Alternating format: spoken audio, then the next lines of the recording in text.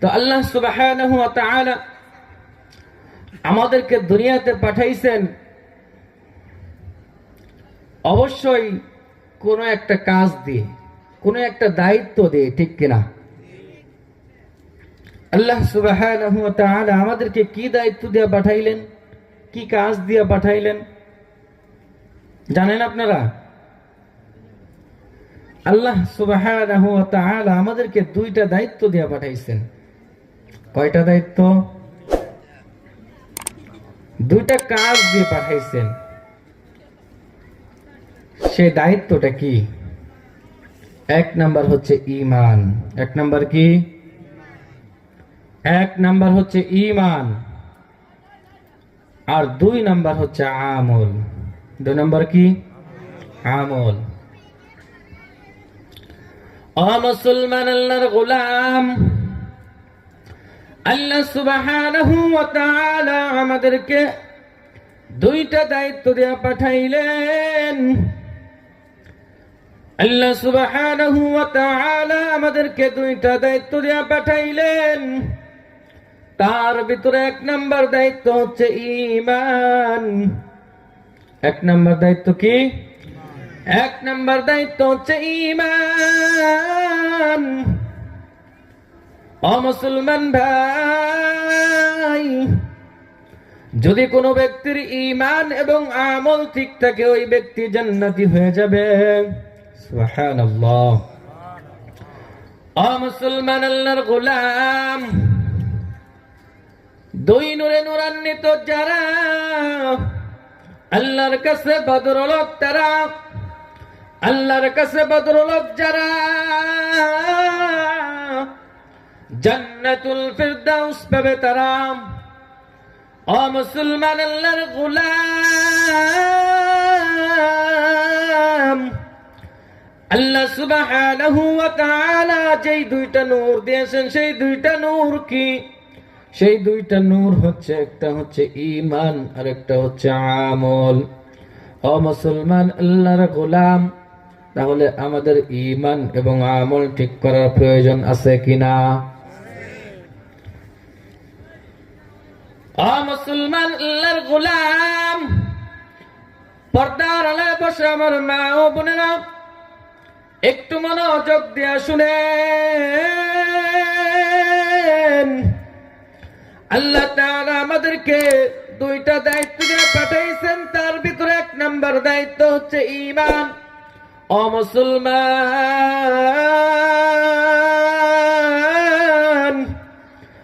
আমাদের যদি ঈমান ঠিক না থাকে, ঈমান যদি আমরা ঠিক না রেখে, যদি ঈমানকে ঠিক না রেখে আমরা যতই আমল করি না কেন, যতই ইবাদত বন্দেগী করি না কেন, কোনো কিছুই আমাদের কাজে আসবে না। যদি আপনার ঈমান ঠিক না থাকে, আপনি যত আমল করবেন, আপনার কোনো আমল কাজে আসবে? কোনো আমল আপনার কাজে আসবে না। কেন আসবে না? কারণ একটা উদাহরণ দিলে বুঝতে পারবেন। আচ্ছা, একটা মানুষ যখন জীবিত থাকে, একটা মানুষ যখন জীবিত থাকে, তখন ওই মানুষটার দাম আছে কি নাই?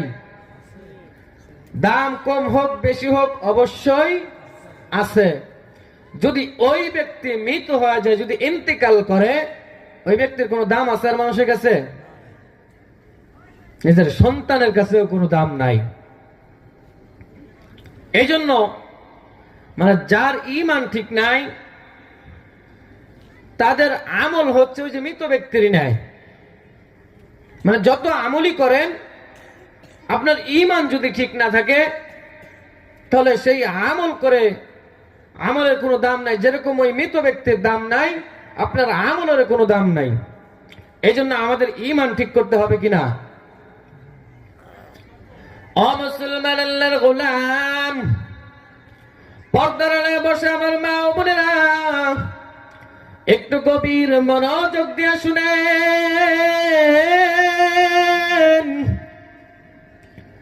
আল্লাহ তাআলা আমাদেরকে ঈমান ঠিক করতে বলেছেন আগে, তারপরে আমল ঠিক করতে হবে।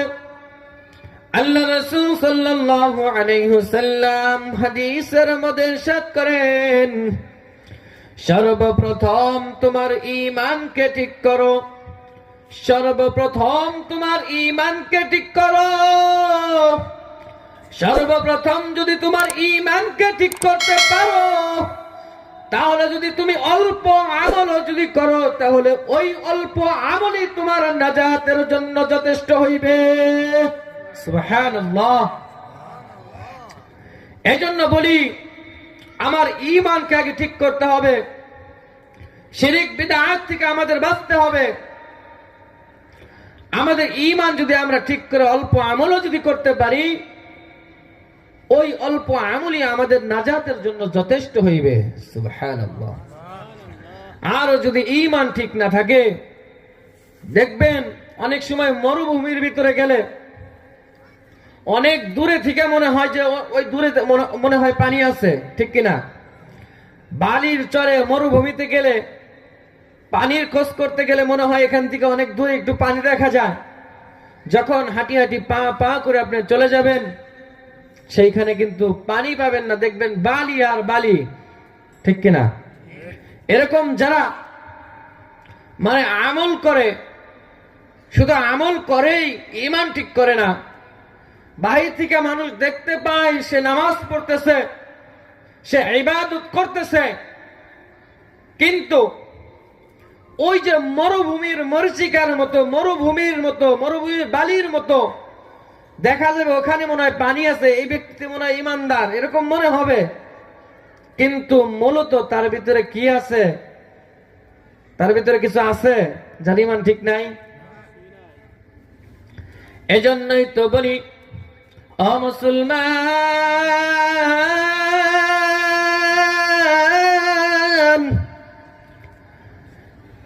আপনাদেরকে বলে যাই, সর্বপ্রথম আপনার ঈমানকে খাঁটি করেন। সর্বপ্রথম যদি আপনার ঈমানকে খাঁটি করতে পারেন, তাহলে আপনার অল্প আমলি নাজাতের জারিয়া হয়ে যাইবে। ও মুসলমান, আল্লাহর গোলাম,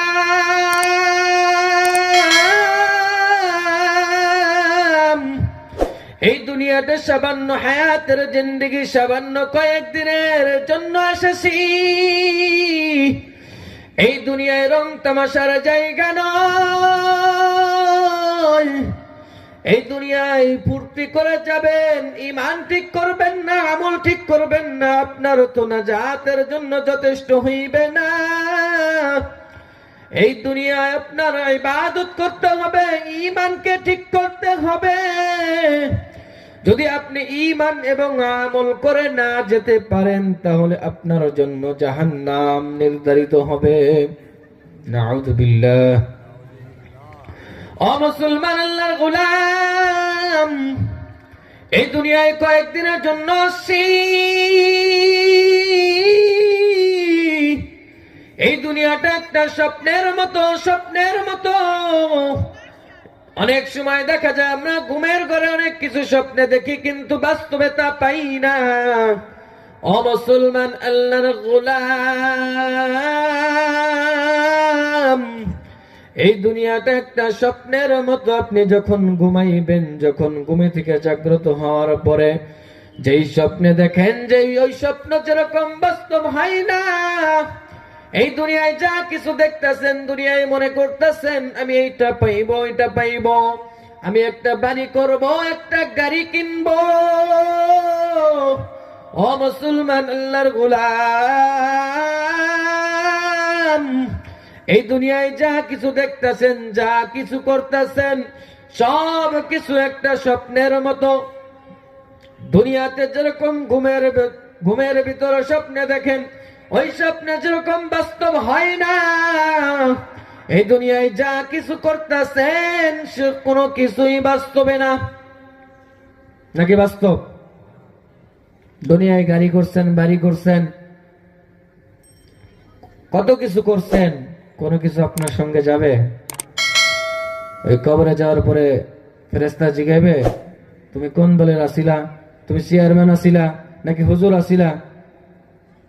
এই কথা জিজ্ঞাসা করবে নাকি জিজ্ঞাসা করবে তুমি মাহফিলে শ্রোতা আছিলা নাকি বক্তা আছিলা? এটা জিজ্ঞাসা করবে? এটাও জিজ্ঞাসা করবে না। আল্লাহ জিজ্ঞাসা করবে তোমার রবকে, তোমার নবীকে, তোমার দিন কি, এটাই জিজ্ঞাসা করবে। তাহলে আমাদের ভিতরে কোনো পার্থক্য আছে? আমাদের ঈমান যদি ঠিক না থাকে, আমল যদি ঠিক না থাকে, তাহলে আমরা যত কিছুই করি, এই যে আমরা যখন ঘুমাই, ঘুমের ঘরে অনেক সময় স্বপ্নে দেখি না যে আমি একটা বাড়ি করছি, গাড়ি করছি, এরকম স্বপ্নে দেখি কিনা? তো এরকম ভাবে একটা লোক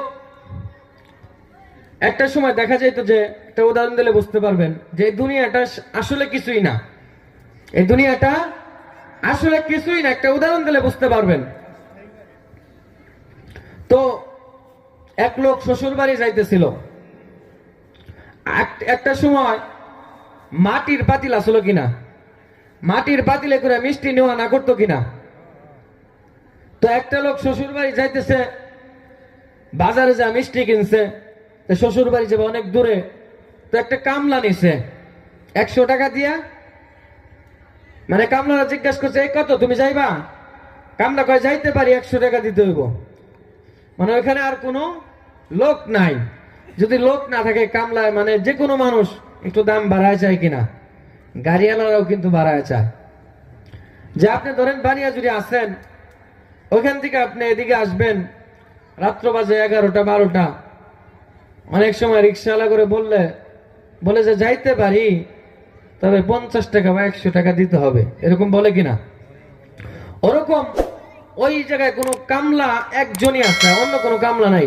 কিন্তু ওই সময়ে শ্বশুর বাড়ি যাওয়ার সময় যদি কামলা না নিত, মানে মাল সামানা টানার জন্য যদি কোনো লোক না নিত, তাহলে মানে তাদের একটা মানে নিচু পর্যায়ে মানুষ মনে করত।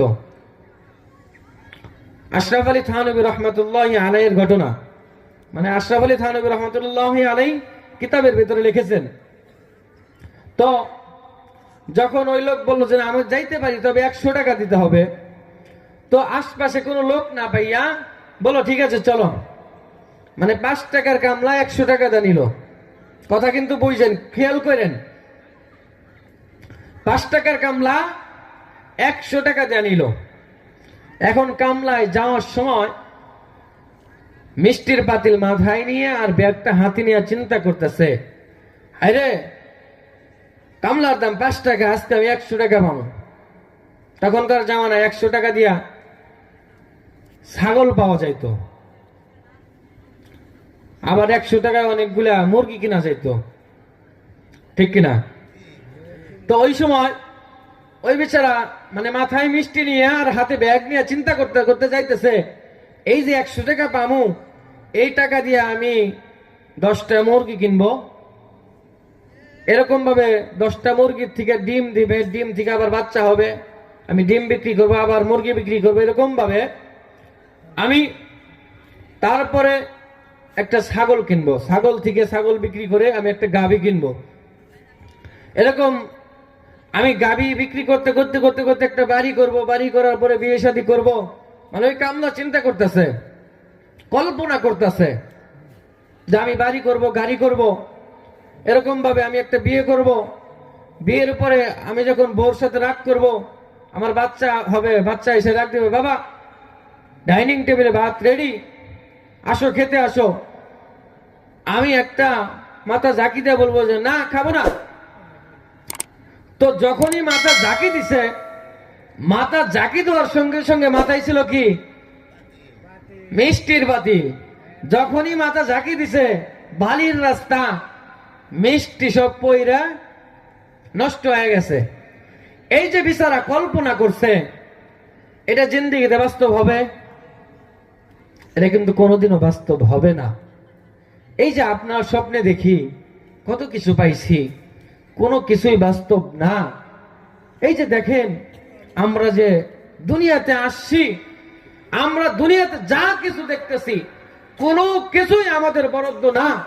হয়তোবা 2 দিন 4 দিন 5 দিন আমরা এটা ব্যবহার করতে পারবো, কিন্তু ছোট্ট একটা হায়াতের জিন্দগি, 20 বছর, 30 বছর, 50 বছর, 60, 70 বছর হায়াতের জিন্দেগিতে হয়তো আমরা ব্যবহার করতে পারবো, কিন্তু আমরা নিয়ে যেতে পারবো না, ঠিক কিনা? এজন্যই তো বলি রে মুসলমান, অপর্দার বসে আমার মা বোনেরা, এই ছোট্ট একটা হায়াতের জিন্দেগি, এই ছোট্ট একটা হায়াতের জিন্দেগি 20 বছর, 30 বছর, 50 বছর, 70 বছর হায়াতের জিন্দেগিটাকে কাজে লাগাও। ও মুসলমান, বর্তমান আমাদের ইমানের অবস্থা, ইমানের হালত এমন অবস্থা হয়ে গেছে, বর্তমান আমাদের নবীকে যদি কেউ গালি দেয় তাহলে আমরা তাও প্রতিবাদ করতে পারি না। এত পরিমাণ নিচে নেমে গেছে আমাদের ঈমান, মানে আমাদের ঈমান এত দুর্বল হয়েছে, আমাদের নবীকে যদি কেউ গালি দেয় আমরা একটু প্রতিবাদ করতে পারি না। আমরা কেমন মুসলমান হইছি? মুসলমান,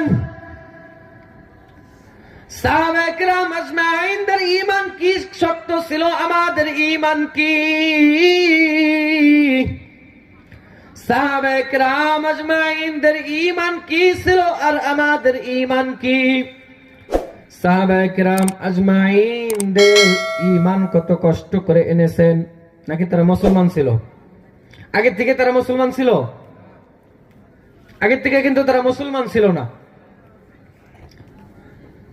তারা মুসলমান হয়েছে, তাদের ঈমান কত শক্ত। আর আমরা বর্তমান বাপ দাদার ওয়ারিশ সম্পত্তি যেরকম ওয়ারিশ পাই, মুসলমানিত্ব সেই রকম ভাবে আমরা ওয়ারিশ পাইছি, ঠিক কিনা? মুসলমান হওয়ার জন্য আমাদের কোনো কষ্ট করতে হয়েছে? আর নবী করিম সাল্লাল্লাহু আলাইহি সাল্লাম যখন মানুষকে দাওয়াত দিলেন, যারা মুসলমান হয়েছেন তাদের কত কষ্ট করতে হয়েছে, কত মুজাহাদা করতে হয়েছে, কিন্তু বর্তমান আমাদের কিন্তু কোনো কষ্ট নাই, বর্তমান আমাদের কিন্তু কোনো কষ্ট নাই। এজন্য ও মুসলমান, আল্লাহর গোলাম, সাহাবায়ে কেরামের আজমাইনদের ঈমান কত শক্ত ছিল, সাহাবায়ে কেরাম আজমাইন ঈমান আনার জন্য কত পাগল ছিল। ও মুসলমান, ছোট্ট একটা বালকের ঘটনা বললে বুঝতে পারবেন তাদের ঈমান কত শক্ত ছিল, ঈমান আনার জন্য কত পাগল হয়েছেন।